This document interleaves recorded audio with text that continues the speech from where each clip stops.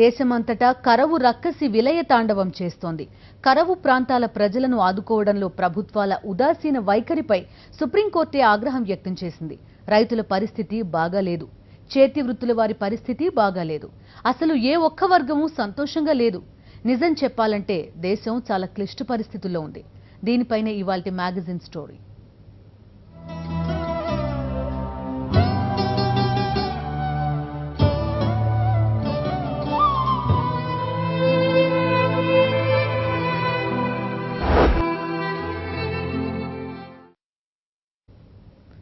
కరవు రక్కసి విలయ తాండవం చేస్తోంది. దేశంలో ఎక్కడ చూసినా దుర్భిక్షం వెక్కిరిస్తోంది. చేయడానికి పని లేదు, తినడానికి తిండి లేదు, బతకడానికి అందమైన జీవితం లేదు. ఇంతటి దుర్భర పరిస్థితులు ప్రజలను కాల్చుకు తింటుంటే ప్రభుత్వాలు ఏం చేస్తున్నాయంటూ సర్వోన్నత న్యాయస్థానం ఆగ్రహం వ్యక్తం చేసింది.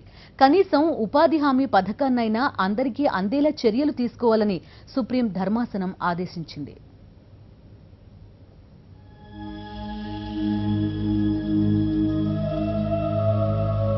ಮಾಡ್ರಿ, ನಮ್ಗೆ ರೈತರು ನಾವು ನುಣ್ಣು ಕೆಟ್ಟೋಗಿದ್ದೀವಿ, ನೀವೇನ ಮಾಡಿಬಿಡ್ರಿ.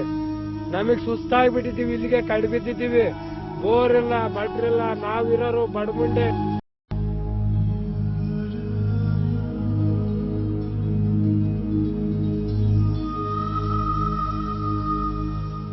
पानी की बहुत तकलीफ है, हमको बहुत परेशानी है। बच्चों को स्कूल छुड़ा कर पानी लेके आ रहे हैं, हमको पानी मिल रहा नहीं। तुम लोग सरकार क्या नींद कर रहे हैं, क्या कर रहे हैं ये समझ में आ रहा नहीं। इतनी तकलीफ है हमारे को, कोई देख रहा भी नहीं है, या मरा है जिंदा है या नहीं, कुछ देख रहे भी नहीं। क्या तुम मर गए हैं, ये हमारे को समझ में आ रहा है नहीं।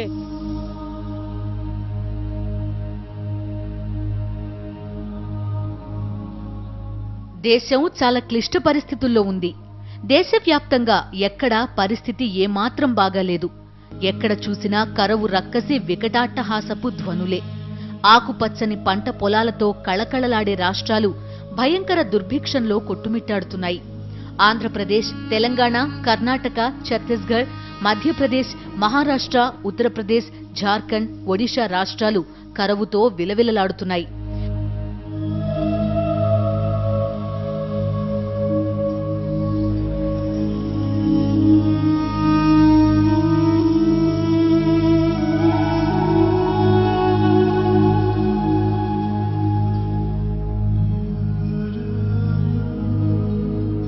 ఈ 9 రాష్ట్రాల్లోని 12 ప్రాంతాల్లో ఎన్నడూ లేనంత భయంకర కరువు పరిస్థితులు నెలకొన్నాయి.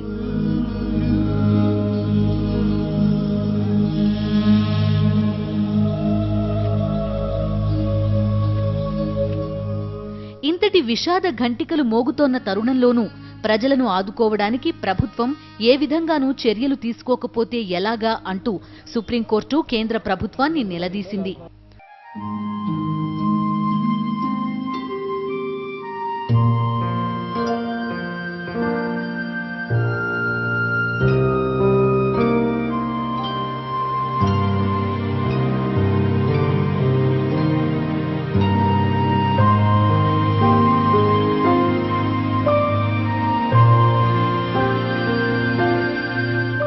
దేశవ్యాప్తంగా ఉపాధి హామీ పథకం కోసం ఎదురు చూస్తున్న నిరుపేద కూలీలు 30 కోట్ల మంది ఉండగా కేవలం 3 కోట్ల మందికి మాత్రమే ఉపాధి హామీ పథకం అందుతోందని సుప్రీం మండిపడింది. ఉపాధి హామీ పథకం కింద పనులు చేయించుకున్నా నిధుల విడుదలలో జరుగుతున్న జాప్యంపైన సుప్రీం సీరియస్ అయింది. నిరుపేద కార్మికులు ఆకలితో అలమటిస్తూ ఉంటే కూలీ డబ్బులు ఎప్పుడో ఇస్తే ప్రయోజనం ఏముంటుందని ప్రభుత్వాన్ని నిలదీసింది.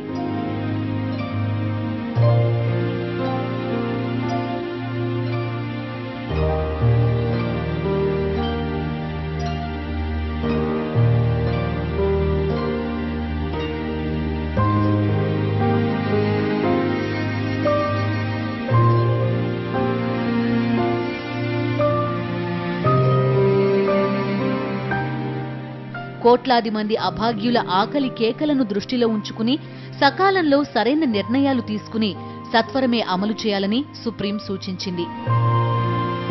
ये जो देख रहे हैं आप पीछे हमारे ये तालाब था, यहाँ पर पानी, यहाँ से गांव को पानी पीते थे, लेकिन इस बार एक साल बरगाल रहने की वजह से यहाँ पर हमको पानी की बहुत तकलीफ है। राज्य सरकार भी नहीं देख रही हमारे को, और सेंट्रल सरकार भी, मोदी सरकार भी अच्छे दिन आएंगे, पानी पिलाएंगे, घर घर को नल लाएंगे बोले, कोई सरकार भी, छोटी सरकार और बड़ी सरकार, पब्लिक को और रैतर को कोई अपने नज़र में ला रहे ही नहीं। और गरीब किसान यहाँ पर पानी के लिए हाहाकार कर कई गरीब लोग मर रहे हैं।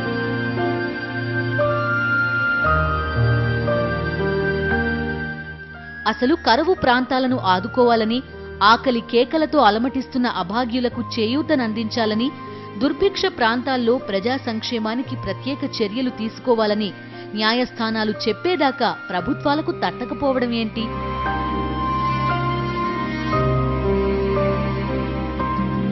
ఇప్పుడు దుర్భర జీవితాలతో కొట్టుమిట్టాడుతున్న పేదల ఓట్లతోనే ప్రభుత్వాలు కొలువుదీరాయి.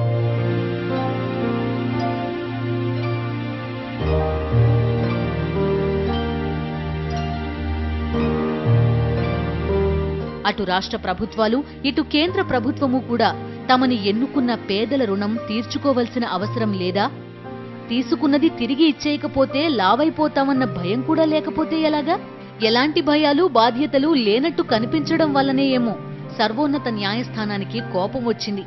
ఇకనైనా ప్రభుత్వాలు రంగంలోకి దిగి యుద్ధ ప్రాతిపదికన సహాయక చర్యలు చేపట్టకపోతే కరువు కాటు పెను విషాదాన్ని మిగిల్చే ప్రమాదం ఉంటుంది.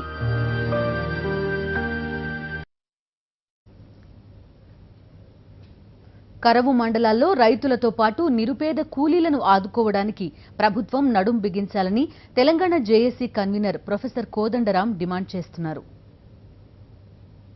తాగునీటిని, పశువులకు మేతను, పశువులకు నీళ్లను సరఫరా చేయాలని, మొత్తంగా రైతులకు పంటకు నష్టపరిహారం ఎకరాకు 10,000 చొప్పున చెల్లించాలని, వాళ్ళందరికీ ఇన్పుట్ సబ్సిడీ ఇవ్వాలని, తర్వాత పంట నష్టపరిహారంతో పాటు ఇన్పుట్ సబ్సిడీతో పాటు ఇవాళ మేము ఇంకో మాట ఏమంటున్నామంటే మధ్యాహ్న భోజన పథకాన్ని సెలవుల్లో కూడా కొనసాగించి అందులోనూ కూడా వృద్ధులు తినడానికి పూర్తి అవకాశం కల్పించాలని అడుగుతున్నాం.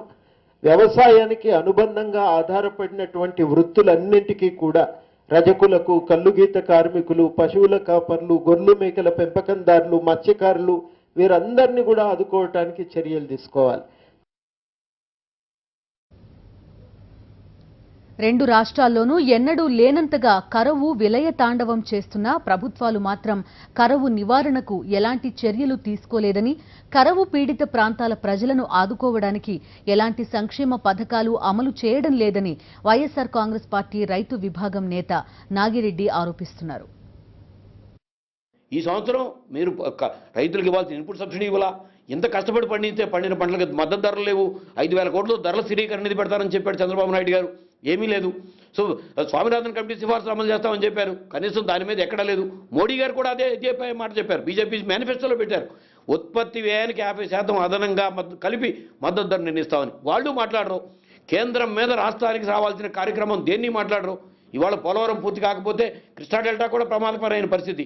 గోదావరి ఎగున 500 టీఎంసీలకు మళ్ళీ తెలంగాణ ప్రభుత్వం మళ్ళీ కొత్తగా ప్రాజెక్టులు తీసుకోబోతోంది. ఇటువంటప్పుడు పోలవరం పూర్తి కాకుండా, రాయలసీమలో ఉన్న ప్రాజెక్టులు పూర్తి చేయకుండా, రైతులకు ధరలు రాకుండా, కరువులో ఉంటే కూడా కరువు గురించి ఏమాత్రం కూడా వాళ్ళకి ఇన్పుట్ సబ్సిడీ ఇవ్వకుండా, పశుగ్రాసం లేకుండా పశువులు కబేళాలకు అమ్ముకుంటూ ప్రజలు పక్క రాష్ట్రాలకు వెళ్ళిపోతూ ఉంటే వీటిని అన్నిటినీ వదిలేసేసి కేవలం ప్రపంచం అంటూ నేనేదో రాజధాని కడతాను. ధాన్యాగారాలుగా వెలిగిన రాష్ట్రాలు కరువు కాటకాలతో ఆక్రోశిస్తున్నాయి. బంగారు పంటలను అందించిన భూములు గుండెలు పగిలి రోదిస్తున్నాయి. వర్షాభావం ఆహార భద్రతనే ప్రశ్నార్థకం చేస్తోంది. అకాల వర్షాలు మిగిలిన ఆశలను ఆవిరి చేస్తున్నాయి.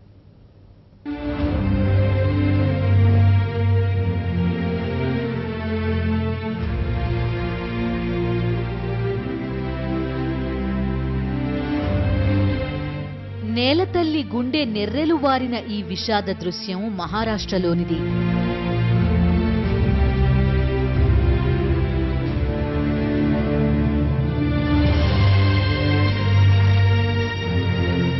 అసలు నీటి చుక్క అన్నదే లేదేమో అన్నంతగా ఎండిపోయి మండిపోతున్న ఈ విషాదం మన పొరుగునే ఉన్న కర్ణాటకలోనిది.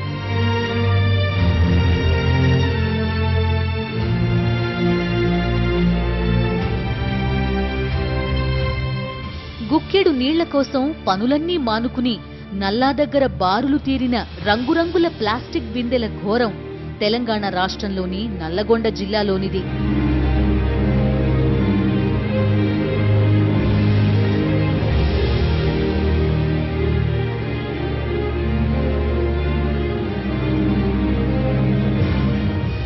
ఎడారి జిల్లాల సరసన నిలవడానికి పోటీ పడుతున్న ఈ కరవు రక్కసి ఆంధ్రప్రదేశ్లోని అనంతపురం జిల్లా పెంపుడు రాక్షసి.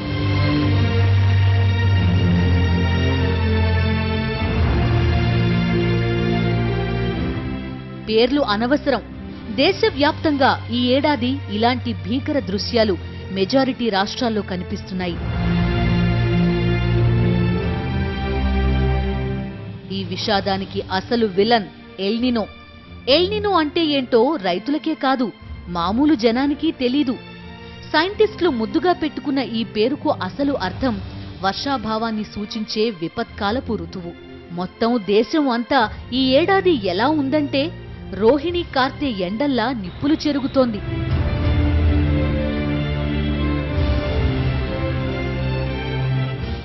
రైతన్న గుండెలా మండిపోతోంది.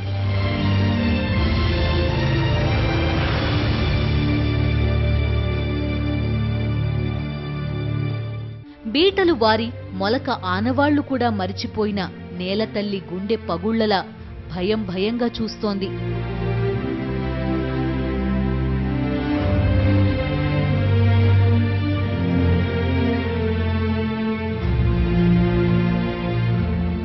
మొత్తం కరవొచ్చి ఊడ్చేస్తే ఇంట్లోనూ ఒంట్లోనూ ఏమీ లేక వానచుక్కపాటి కన్నీటి చుక్క కూడా రాలని ఎడారి కళ్లల్లా ఆవిరైపోతోంది.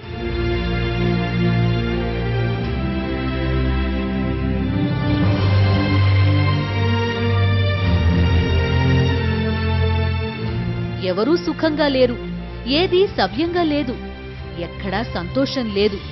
మండు టెండలా అంతా నరకమే.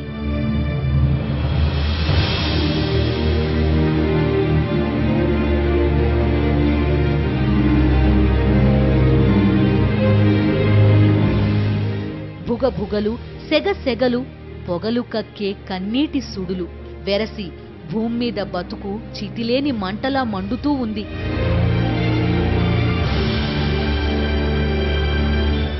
ఈ వేడి దుర్భరం, ఈ సెగలు దుర్భరం, ఈ కరవు దుర్భరాన్ని మించిన దుర్భరం, ఈ దుర్భరం కరవును మించిన నరకం.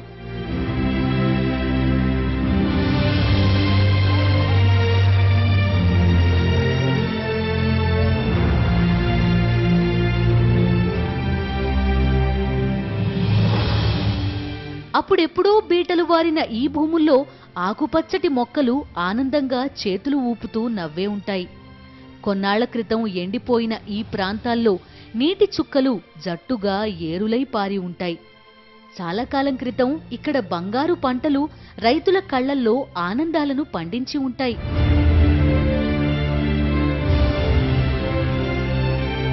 అన్నీ గతాలే, ఆనందాలన్నీ గతాలే, నవ్వులు సుఖాలు గతాలే. ఇప్పుడేవీ లేవు. ఎండాకాలమంత భయంకరంగా ఉన్న ఈ భూములు కరవు రాక్షసి కావాలని కట్టుకున్న దుర్భిక్ష కోటలే.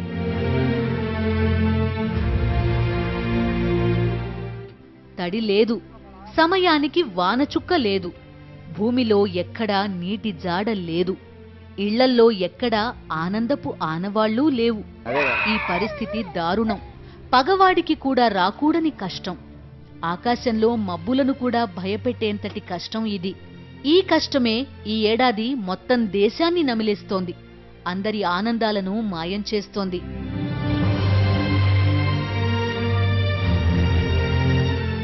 బతుకు బండి ముందుకు సాగడమే గగనమవుతోంది.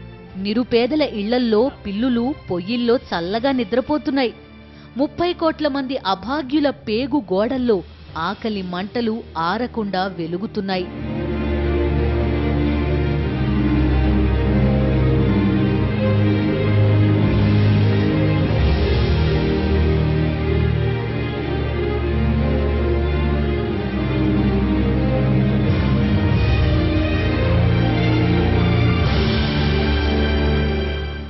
దేశం ఎంత భయంకర పరిస్థితుల్లో ఉందో చెప్పడానికి ఈ దృశ్యాలే నరకమెత్తు సాక్ష్యాలు.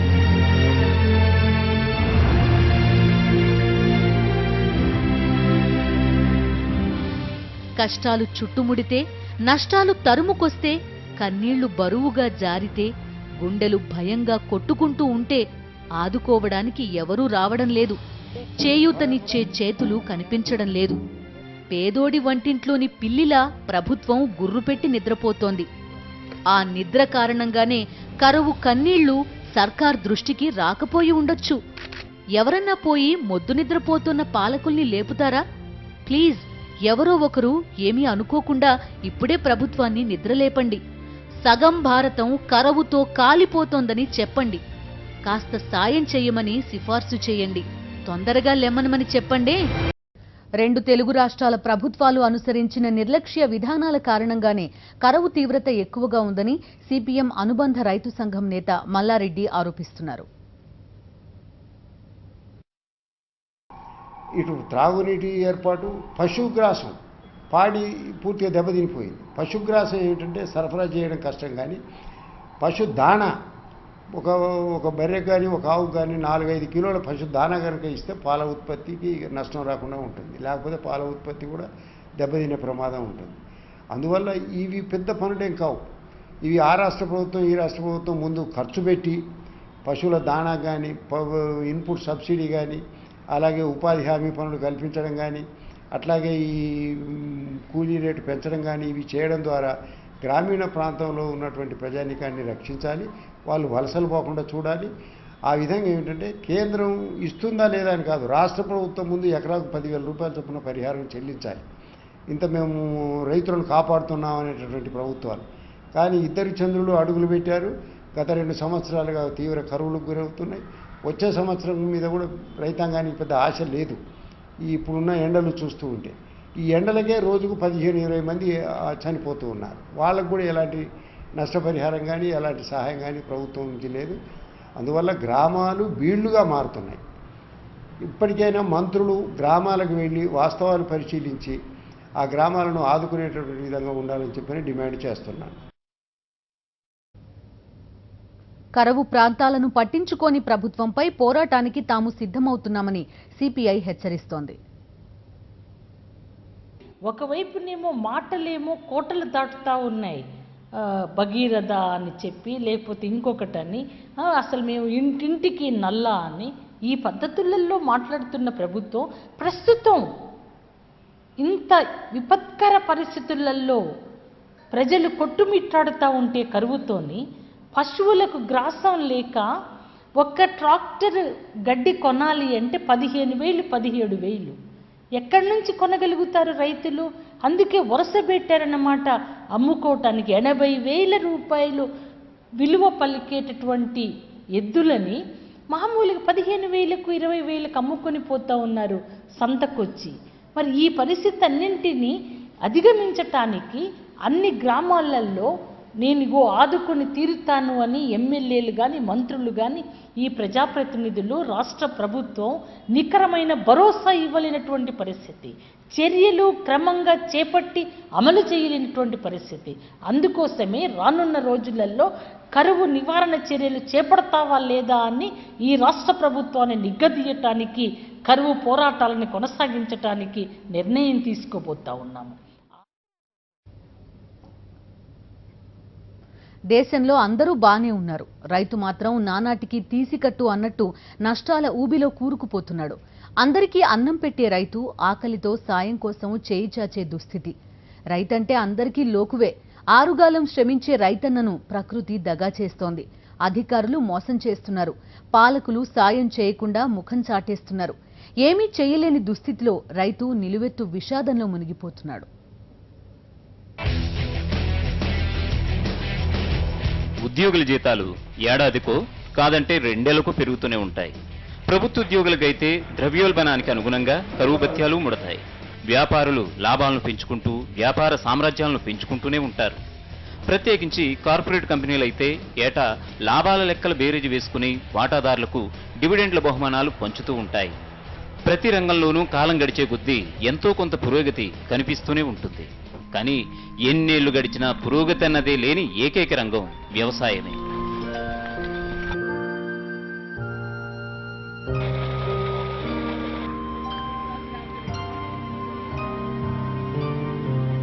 పురోగతి మాట దేవుడెరుగు. ఏటా నష్టాలు పెంచుకుంటూ వ్యవసాయ రంగం కునారిల్లుతూనే వస్తోంది.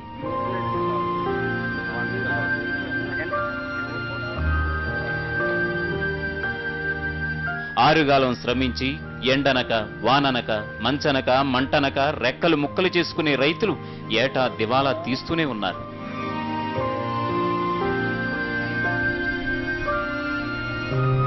రైతులకు ఉగాదులు లేవు, ఉపస్సులు లేవు, పండగలు లేవు, పబ్బాలు లేవు, సంతోషాలు సంబరాలు లేనే లేవు.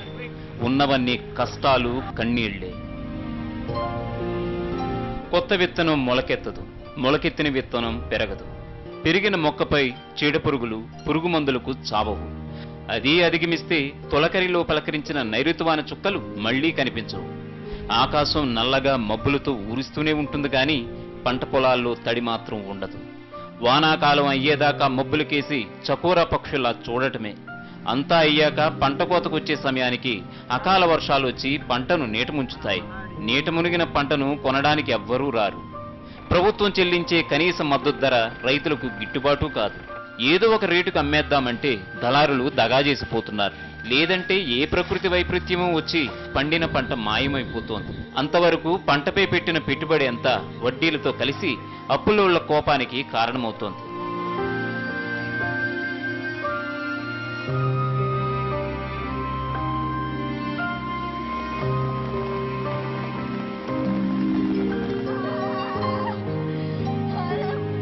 అదే అన్నదాతలను ఆత్మహత్యల వైపు నడిపిస్తోంది. ఊరు బాగుంటే దేశం బాగుంటుంది, రైతు బాగుంటే ఊరు బాగుంటుంది, పంట బాగుంటే రైతు బాగుంటాడు, నీరు బాగుంటే పంట బాగుంటుంది. నీరు బాగాలేకనే పంటలు ఎండిపోతున్నాయి. రైతు కంట కన్నీటి ఉప్పిన ఎగసి పడుతోంది. రైతన్నలాగే దేశం కష్టాల్లో కూరుకుపోతోంది.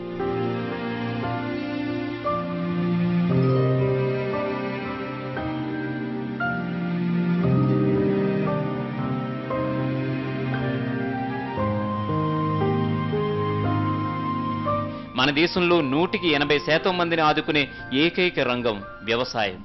ఇంతటి కీలక రంగాన్ని పాలకులు ఏనాడూ సరిగ్గా పట్టించుకోలేదు. కార్పొరేట్ పరిశ్రమలు, కంపెనీలే దేశ ఆర్థిక పరిపుష్టికి పనికొస్తాయన్న అపోహల్లోనే ప్రభుత్వాలు విధానాలను రూపొందిస్తున్నాయి. అందుకే కార్పొరేట్ కంపెనీలకు బతిమాలి బామాలి లక్షల కోట్ల అప్పులిస్తారు. ఆ అప్పులను ఎగ్గొట్టే మార్గాలు కూడా ప్రభుత్వాలే చూపిస్తాయి. కార్పొరేట్ కంపెనీలు ఆందోళనగా కనిపిస్తే కోట్లాది రూపాయల రుణాలు మాఫీ అయిపోతాయి. పాలకుల మనసు తెలుసు కాబట్టే మెజారిటీ కంపెనీల అధిపతులు బకాయిలను ఉద్దేశపూర్వకంగానే ఎగ్గొడతారు. అందరికీ అన్నం పెట్టే రైతన్నకు మాత్రం అప్పు ఇవ్వాలంటేనే బ్యాంకులు నసుగుతాయి. తీసుకున్న అప్పు ఎలా తీరుస్తావంటూ 1,00,000 ప్రశ్నలతో చంపుతాయి.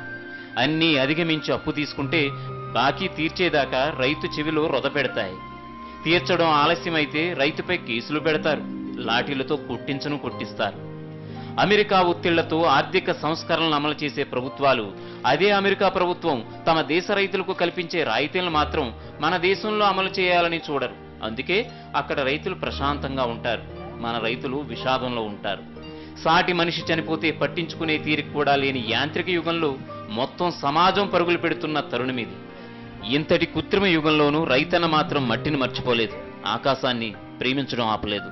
తనతో పాటే పంట పొలంలో చేదోడు వాదోడుగా ఉండే పశువులతో అనుబంధాలను వదులుకోలేదు. పాడి పశువులను కన్నబిడ్డల్లా సాగుతారు రైతులు. తాము పస్తులుండి పడుకున్న రైతు బాధపడడు. కానీ తమ కుటుంబ సభ్యులతో సమానంగా పెంచుకునే మూగజీవాలకు మేత పెట్టలేకపోతే మాత్రం రైతు తీరని వేదనతో కృంగిపోతాడు. తమకు పాడినిచ్చే పశువులకు కనీసం మేత కూడా పెట్టలేకపోయానని రంగారెడ్డి జిల్లా షాబాదులో ఓ రైతు ఆత్మహత్యకు పాల్పడ్డాడు.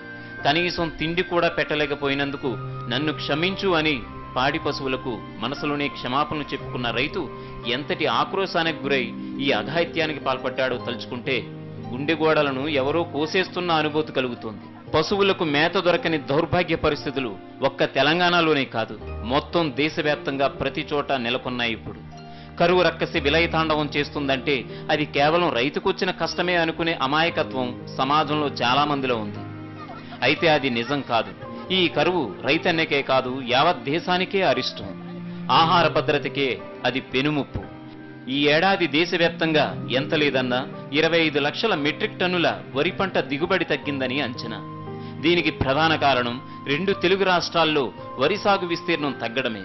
ప్రత్యేకించి తెలంగాణలో ఈ ఏడాది వర్షాభావంతో వరి పొలాలు ఎండిపోయి దిగుబడి దారుణంగా పడిపోయింది. ఈ పరిస్థితి ఇలాగే కొనసాగితే వచ్చే కాలంలో బియ్యం ధరలు సామాన్యులకు అందుబాటులో లేని భయంకర పరిస్థితులు దాపురిస్తాయి. ఇక దేశవ్యాప్తంగా కనిపిస్తున్న మరో హృదయ విదారక దృశ్యం తాగునీటి కొరత. ఇంచుమించు అన్ని రాష్ట్రాల్లోనూ తాగునీటికి కటకటే. కిలోమీటర్ల దూరం కాలినడకన పోయి నీళ్లు తెచ్చుకునే దృశ్యాలే. పాతాళానికి పడిపోయిన భూగర్భ జలాలను వెతుక్కుంటూ లోతైన బావుల్లోకి దిగి అందని నీళ్లు తోడుకుంటున్న విషాదాలే.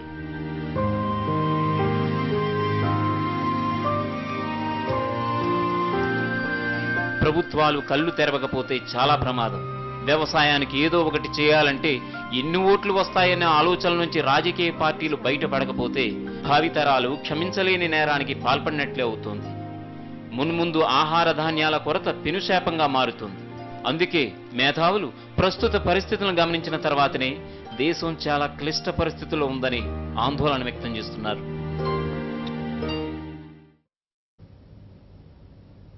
ఇది ఇవాల్టి మ్యాగజైన్ స్టోరీ. మరో ఇంట్రెస్టింగ్ టాపిక్ తో కలుద్దాం. Stay tuned.